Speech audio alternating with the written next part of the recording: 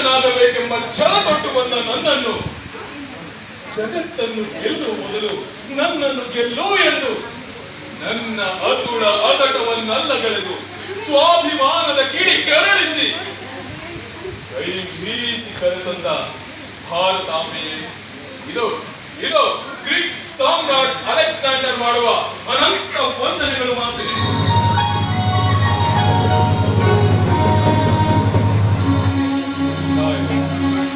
ನನ್ನದೊಂದೇ ಅಭಿಲಾಷೆ, ಹೆಚ್ಚು ರಕ್ತಪಾತದ ಹುಚ್ಚು ಹೊಳೆ ಹರಿಸದೆ ನಿನ್ನ ಭಾರತದ ಕೆಚ್ಚೆದೆಯ ಕಡುಗಲಿಗಳನ್ನು ಸೋಲಿಸಿ ಈ ದೇಶವನ್ನು 6 ನಿಮಿಷವಾದರೂ ನನ್ನ ವಶಪಡಿಸಿಕೊಳ್ಳಬೇಕೆಂದಿದೆ. ಆದರೆ ಮಾತೆ ಸಮರದ ಬೀಜವನ್ನು ಬಿತ್ತಿ ಸರ್ವನಾಶದ ವಿಷ ಫಲವನ್ನು ಮಾತ್ರ ಅಪೇಕ್ಷಿಸಲಾಗಿದೆ. ಭಾರತ ಖಂಡದಲ್ಲೇ ಮಾತ್ರವಲ್ಲ, ಅಖಂಡ ಷಟ್ಖಂಡಗಳಲ್ಲೂ ಗ್ರೀಕರ ದಿಗ್ವಿಜಯ ಲಾಂಛನ ಹಾರಾಡಿಸಬೇಕೆಂಬ ಆಕಾಂಕ್ಷೆ.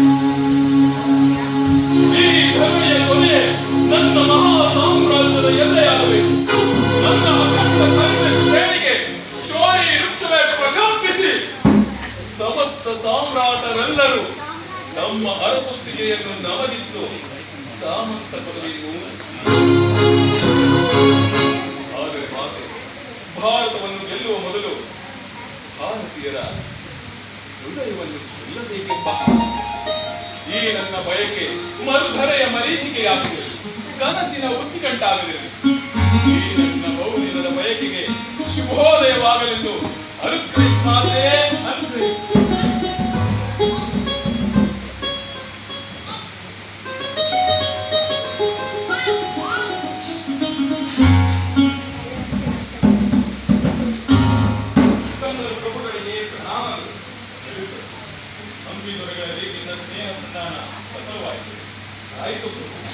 ಪಾಂಚಾಲದ ಕೌರವನ ಮೇಲಿನ ಸೇಡು ತೀರಿಸಿಕೊಳ್ಳಲು ತಕ್ಷಶಿಲೆಯ ಅಂಬಿರಾಜರು ನಮ್ಮ ಒಪ್ಪಂದಕ್ಕೆಲ್ಲ ಒಪ್ಪಿ ಮನಸಾರೆ ಸರಿಯಾಗಿದ್ದಾರೆ.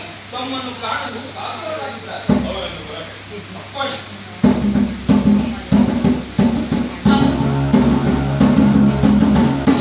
ಮಹಾಕವಿಗಳಿಗೆ ಈ ಅಂಬಿಯ ಬನ್ನಿ ಎಂದು ಸಮರದಿಂದ ಸರ್ವನಾಶವನ್ನು ಕರೆತು ನೀವು ನಮ್ಮೊಡನೆ ಸ್ನೇಹಾಸ್ತ ನೀಡಿರುವುದನ್ನು ನಾವು ಪ್ರಶಂಸಿಸುತ್ತೇವೆ. ಅಂತೆಯೇ ಈ ಮೂಲಕ ನನ್ನ ಅನಂತ ಕಾಲದ ಅರಿಕೊಂಡಿದೆ ಸಾಮ್ರಾಟ. ಏನದು? ಆ ನನ್ನ ಆಜನ್ಮ ವೈರಿ ಕೌರವನಿಗೂ ನನಗೂ ಆಜನ್ಮ ಶತ್ರುತ್ವ ಎಂಬುದು ನಮಗೆ ತಿಳಿದು ಆ ಕೌರವ ನನ್ನನ್ನು ಯುದ್ಧದಲ್ಲಿ 3 ಬಾರಿ ಸೋಲಿಸಿ ನನ್ನನ್ನು ಅವಮಾನಕ್ಕೀಡು ಮಾಡಿದ್ದಾನೆ. ಅವನನ್ನು ಹೇಗಾದರೂ ಮಾಡಿ ಸೋಲಿಸಿ ನನ್ನ ಮುಂದೆ ನನ್ನ ಸಂಪೂರ್ಣ ಸೇಡನ್ನು ತೀರಿಸಿಕೊಳ್ಳಲು ಅವಕಾಶವಿದೆ. ಅದಕ್ಕಾಗಿ ಆ ನನ್ನ ಬಾಳಿನ ಮಹತ್ವದ ದಿನಕ್ಕಾಗಿ ನಮಗೆ ಯಾವ ರೀತಿಯಿಂದಲಾದರೂ ಸಹಾಯ ಮಾಡಬಹುದು. ಅಗತ್ಯವಿದ್ದರೆ ಕೌರವನ ಕೋಟೆಯ ಗುಪ್ತ ಮಾರ್ಗಗಳನ್ನು ಸ್ನೇಹಾಸ್ತ ಚಾಚಿದ ಮೇಲೆ ನಿಮ್ಮ ಆಸೆ ಆಕಾಂಕ್ಷೆಗಳನ್ನು ಈಡೇರಿಸಿಕೊಳ್ಳುವುದು ನಮ್ಮ ಕಾರ್ಯ. ನೀವು ನಮ್ಮೊಡನೆ ಸೇರಿದ್ದು ನಮಗೆ ಬಹಳ ಸಂತೋಷವಾಗಿದೆ.